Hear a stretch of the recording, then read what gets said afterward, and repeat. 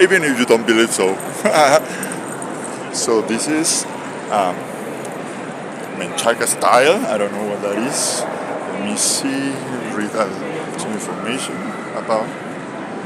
Okay, experience, sensory experience, and let me interview someone who will explain or translate this to me and others. Hola, licenciada Maite Montalvo. Es mi hermano, por eso le hablo diferente.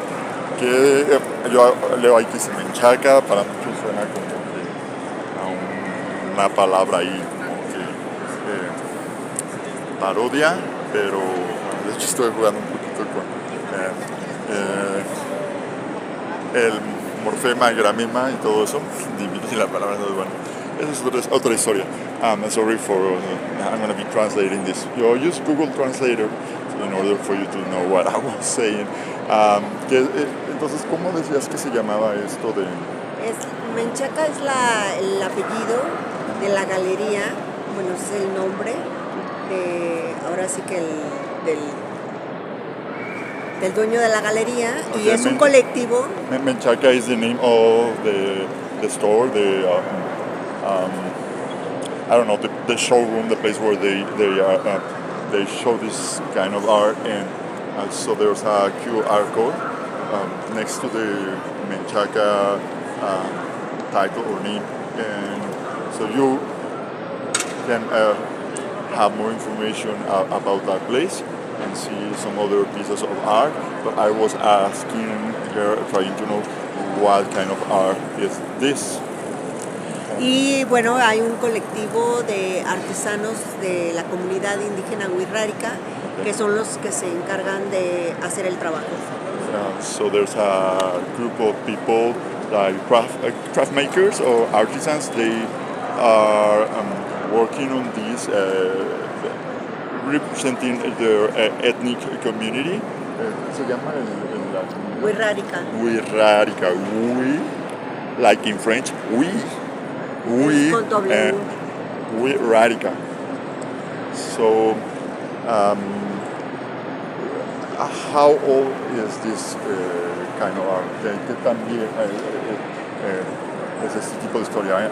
I know it's a pre-Hispanic culture, es como cultura prehispánica, sí, ¿no? Pero ajá. ¿tienes como una idea de cuántos es como más antiguo que los mayas o los contemporáneos? No. Bueno, hay menos referencias, es como un poquito más joven la cultura. So this community, this culture is not as old as Mayan culture nor the Aztecs, but it came a little bit after, but still it is before Mexico was established or named as a republic or country. I'm talking about the pre-Hispanic timeline. Y bueno, pues fueron las últimas personas que fueron evangelizadas por la comunidad jesuita en el año de 1700. Entonces, bueno, fueron los últimos conquistados. So she's saying that, you know, I don't know how to say that in English. This order of Catholic priests, Jesuitas, I don't know how to call them. Sorry for that. I know how to say it in other languages, but you know, Roman Catholics are not the Anglo ones. You know, that's another sort of Catholicism.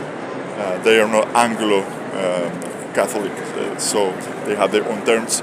And the Jesuitas, as they are called here in Mexico, they used to evangelize, educate in the religious sense many ethnic communities. So this is one of the last ones they got to have the chance to educate, you know, raising this process of evangelization into Christianism, if I could say, put it that way, so it's more understandable for you all. Y bueno, pues ellos sostienen una lucha permanente, de resistencia, ya que su territorio, que es lo consideran sagrado, es el Gran Nayar, que es lo que es parte de Durango, Nayarit y Jalisco, y un poco de Zacatecas. Hacen toda la travesía para lo que es la ceremonia del peyote, que es una leyenda ancestral, pero que ahora las mineras canadienses tienen intereses económicos en ese lugar. Okay, so they were spread all over the northern part of Mexico. I mean, you could find some of them on the west coast. I mean, Nayarit, Jalisco, up to the northern. I mean, yeah, northeast side of Mexico also, like in Durango. And they are a little spread all over, but more to the north. And so they have this celebration, this tradition of the peyote, which is, ¿qué es exactamente eso? Un cactus. Okay, it's a variety of cactus. You know, nopal is not the only cactus we got in Mexico. There's more than 1,000 sorts of cactuses. So some of them you can eat them, some of them you are not able to eat them. Some of them bear fruit, and others they can also bear flowers. But in this case, this specific one has some. I cannot say ingredients, although they could be using it like for cooking purposes, but it is actually considered a drug because of its effects, and you might hallucinate, have these visions, and perception or reality a little bit distortion, but I would say just different, just as it happens with mushrooms, with some mushrooms. Bueno, pues lo importante es conservar las culturas vivas y no solamente ir a un museo, sino saber que las comunidades indígenas es nuestra cultura popular actual, y pues disfrutar y valorar el trabajo artesanal como lo que se ven en estas esculturas, que bueno, están en la exhibición, pero están también a la venta para quienes pues tienen ese poder adquisitivo de tenerlas. Pero hay otras piezas pequeñas, ¿no?, utilitarias, que podemos adquirir, y pues lo importante es no regatear. Okay, so she's saying this sort of art, it is actually really good that they have an open wide space here at the Mexican airport. I mean, Terminal number 2. This airport is called Benito Juárez. It was named after one of our Mexican presidents, and so this is something that we actually really need to not only have in museums or places with not such an easy access for most of people.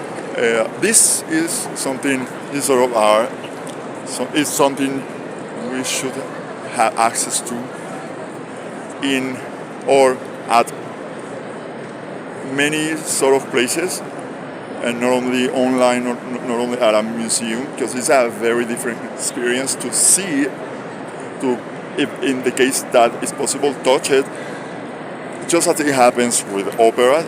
I would actually talk about it because I got the chance to study as an opera singer, and many think this art is something where you are supposed to dress up very formal, but in the beginning it was not like that. It was very popular, and it is actually something so natural. You don't need to add, you actually just need to get to know.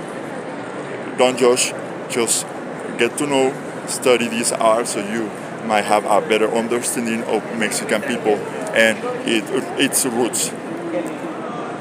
So thank you very much. my dear sister. I'm very proud of you. She's promoting and helping a lot of those people who are not really appreciated as they should. And so I would like to add that also whenever you find a craft maker or artisan, as some others call them, don't try to lower the prices. You know, this sort of art takes a huge effort, a lot of time. I mean, don't put the price yourself, because if you don't know it, especially if you don't know it, don't try to evaluate that yourself. Let the artist, let the craft maker put the price to its work, to this work, because only the person who made it knows the value.